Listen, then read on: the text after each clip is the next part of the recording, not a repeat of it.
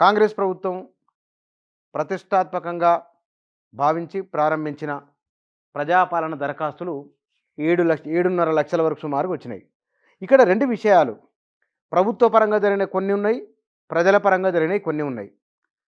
ప్రజల నుంచి దరఖాస్తులు తీసుకుంటామని చెప్పిన తర్వాత మొత్తం హైదరాబాదు నుంచి గ్రామ స్థాయి వరకు ఒకరోజు ఎంతమందిని తీసుకుంటారో ముందో చెప్పి ఉంటే బాగుండేది.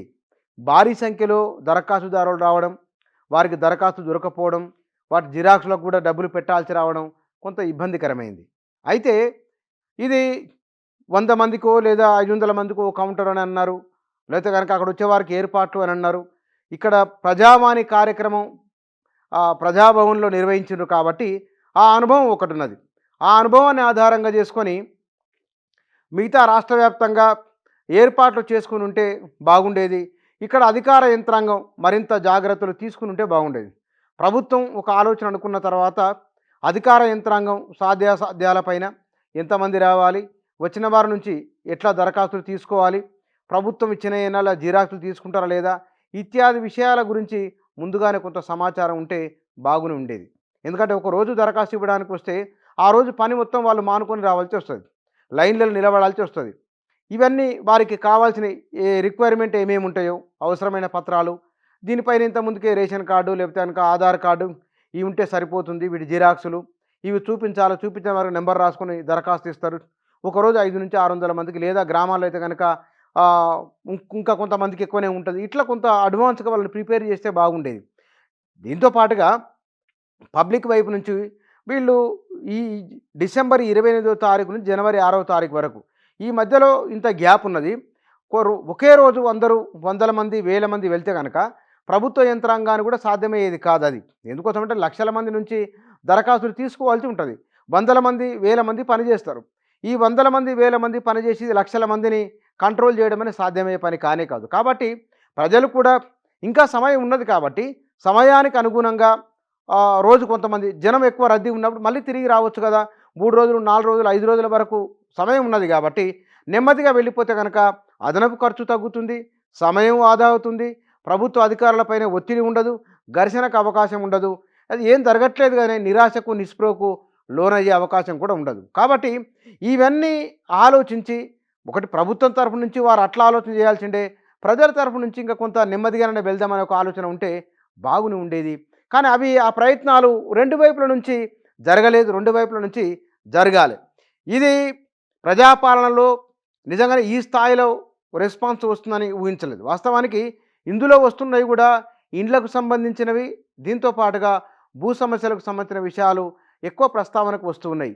ఈ ఇండ్లకు సంబంధించిన వాటిలలో సుమారుగా 15 లక్షల దరఖాస్తులు 2 నెలల కిందనే గత ప్రభుత్వం తీసుకున్నది, ప్రభుత్వానికి వచ్చినాయి.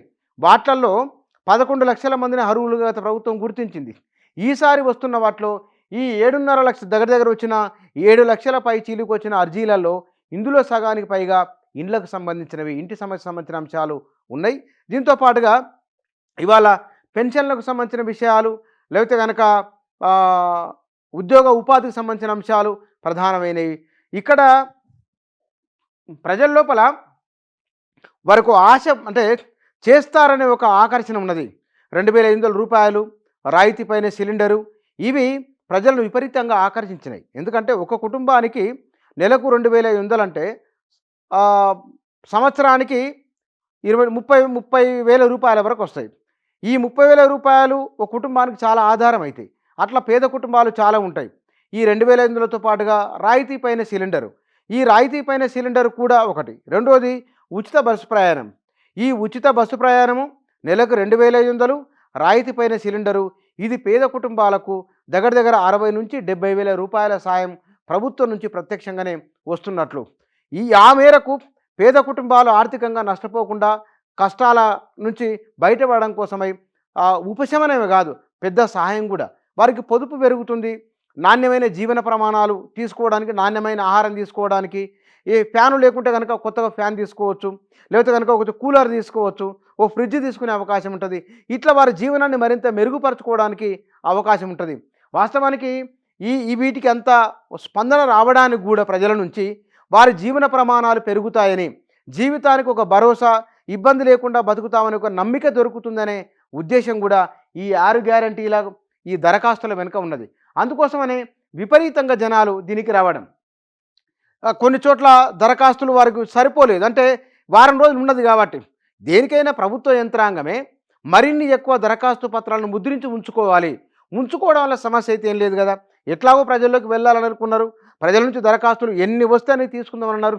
అది నిరంతరం అని కూడా అన్నారు కాబట్టి నిరంతరం అన్నప్పుడు ఎన్ని అంటే అన్ని తీసుకుంటాం అన్నప్పుడు కొన్ని ఎక్కువ ముద్రించి పెట్టుకుంటే కనుక ఇబ్బంది ఉండేది కాదు. వాస్తవానికి ఇంత మంచి కార్యక్రమం జరుగుతున్నప్పుడు ఈ కార్యక్రమంలో అధికార యంత్రాంగం ముందు చూపు లేని కారణంగా వచ్చే సమస్యలు ఎక్కువ.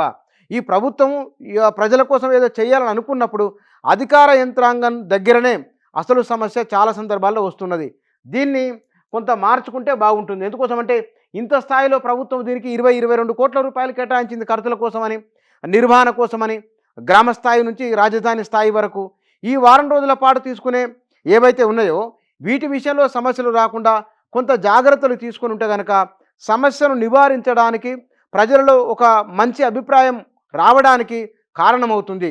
కాబట్టి ప్రజలు కూడా కొంత ఆలోచించి నెమ్మదిగా అయినా సరే ఇంకా వారం 10 రోజుల వ్యవధి ఉన్నది కదా, నెమ్మదిగా వెళ్ళి తీసుకోవచ్చు, ప్రతి ఒక్కరి దగ్గర తీసుకుంటారు, ఇది నిరంతరాయంగా జరుగుతుందన్నారు. కాబట్టి ప్రజల లోపలికి ఇంత మీడియాలోను సోషల్ మీడియాలోను ఇంత ప్రచారం జరుగుతున్నా సరే ప్రాపర్గా వారికి ఒక ఇస్తారు దరఖాస్తులు తీసుకుంటారనే వచ్చింది తప్ప దీనికి నిర్దిష్టంగా ఇంతమంది అనేది లేదు. ఆ ప్రయత్నం చేస్తే బాగుంటుంది. ఇది దరఖాస్తుల ప్రజాపాలనకు సంబంధించి జిహెచ్ఎంసీ ఇతర పట్టణాల్లో 4,57,000 జిహెచ్ఎంసీ ఇతర పట్టణాలు కలుపుకుంటే కనుక ఇక గ్రామీణ ప్రాంతాల్లో 2,88,000 సుమారుగా 3 లక్షల దరఖాస్తులు ఒకే రోజు వచ్చినాయి, ఇంకా ఉన్నాయి. కాబట్టి అంటే ఇప్పటికే ప్రభుత్వం నుంచి పెన్షన్ తీసుకున్న వారికి సమస్య లేదు, కానీ కొత్తగా వస్తున్న వారికి అది ఉంటుంది. ఇక రాబోయే రోజులలో వీరు పెళ్ళికి ₹1,00,000 తులం బంగారం కూడా అన్నారు. మరి ఇవన్నీ రాబోయే రోజుల్లో ఇట్లా దరఖాస్తులు ఇంకా కొన్ని ఇవాళ ఇస్తున్న దరఖాస్తుల ద్వారానే కొంత సమాచారం ప్రభుత్వం దగ్గర 80-90% సమాచారం ఉంటుంది. ఇక రాబోయే రోజులలో ఆధార్ కార్డుతో ఒకసారి లింకప్ అయితే కనుక ఎవరెవరికి ఎన్ని స్కీములు అరువులో, ఒక ఇంట్లో ఎన్ని స్కీములు వస్తున్నాయో ఆ సాఫ్ట్వేర్ వెంటనే గుర్తిస్తుంది. కాబట్టి ఆధార్ కార్డు తీసుకొని వారి రేషన్ కార్డు తీసుకొని దానికి సమర్పించడం వెనుక ఉన్న విషయం ఇది. కాబట్టి సరే కొంత జాగ్రత్తలు ఇరువైపులా తీసుకొని ఉంటే బాగుండేది. ఇది 6 గ్యారంటీలకు సంబంధించిన విషయం.